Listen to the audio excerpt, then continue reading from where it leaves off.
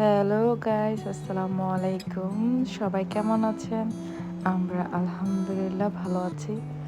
আজকে আপনাদেরকে দেখাবো ডেনমার্কের রোডে কিভাবে গাড়ি চালাইয়ে যে যাই আমরা লং ড্রাইভে।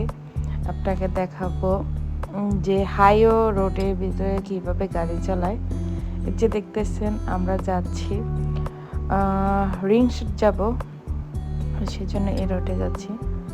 যে কীভাবে ওরা সাবধানে গাড়ি চালায়, কোনো জ্যাম জট লেগে থাকে না, খুবই সুন্দর মেনটেন করে ওরা সবাই গাড়ি চালায়।